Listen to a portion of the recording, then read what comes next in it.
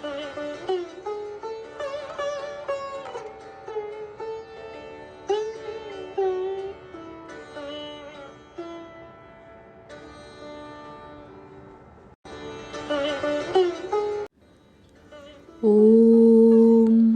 यथाग्निर्दाहिका शक्ति रामकृष्णे स्थिता हिया सर्वविद्यास्वरूपां तां शारदां প্রণমাম্যহম। শ্রী শ্রী মায়ের কথা, সরজুবালা। একদিন রাত্রে গিয়েছি, মা শুয়ে আছেন, কালো বউ কাছে বসে আছেন। মা উঠে বসলেন, প্রণাম করব সেই জন্য। প্রণাম করতেই কুশলাদি জিজ্ঞাসা করে আবার শয়ন করে পায়ে হাত বুলিয়ে দিতে বললেন।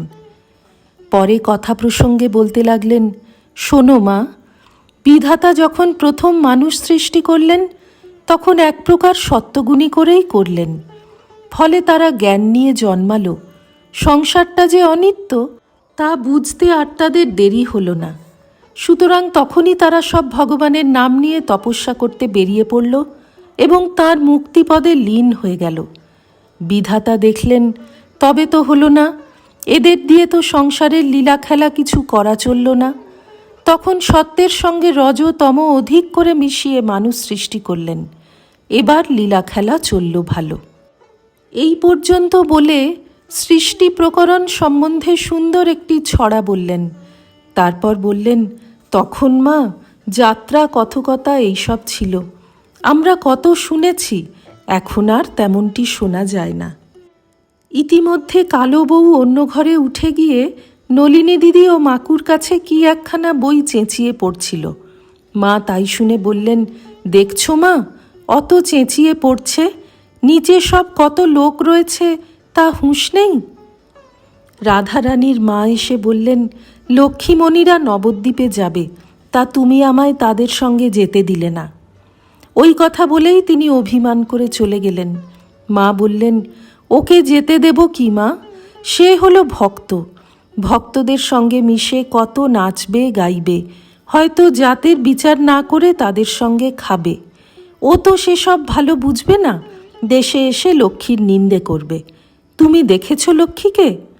আমি বললুম, না মা। মা, দক্ষিণেশ্বরেই তো আছে, দেখো। দক্ষিণেশ্বরে গেছো তো? আমি, হ্যাঁ মা, অনেকবার গেছি, তা তিনি যে সেখানে আছেন তা জানতুম না। মা, দক্ষিণেশ্বরে আমি যে নবতে থাকতুম দেখেছ? আমি, বাইরে থেকে দেখেছি। মা, ভিতরে গিয়ে দেখো, ওই ঘরটুকুর মধ্যেই সব সংসার ছিল, মায়ে ঠাকুরের জন্য হাঁড়িতে করে মাছ জিয়ানো পর্যন্ত। প্রথমে যখন কলকাতায় আসি, আগে জলের কলটল তো কিছু দেখিনি। একদিন কল ঘরে গেছি, দেখি কল শোঁ শোঁ করে সাপের মতো গর্জাচ্ছে। আমি তো মা ভয়ে এক ছুটে মেয়েদের কাছে গিয়ে বলছি, ওগো, কলের মধ্যে একটা সাপ এসেছে, দেখবে এসো, শোঁ শোঁ করছে। তারা হেসে বললে, ওগো, ও সাপ নয়, ভয় পেও না, জল আসবার আগে অমনি শব্দ হয়। আমি তো হেসে কুটিপাটি। এই বলেই মা খুব হাসতে লাগলেন। সে কি সরল মধুর হাসি! আমিও আর হাসি চেপে রাখতে পারলুম না। ভাবলুম, এমনি সরলই আমাদের মা বটেন। মা, বেলুড়ে ঠাকুরের উৎসব দেখেছ? আমি, না মা, কখনো বেলুড়ে যাইনি।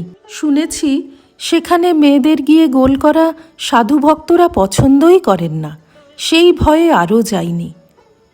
মা, যেও না একবার, ঠাকুরের উৎসব দেখতে যেও। শ্রী রামকৃষ্ণার্পণমস্তু।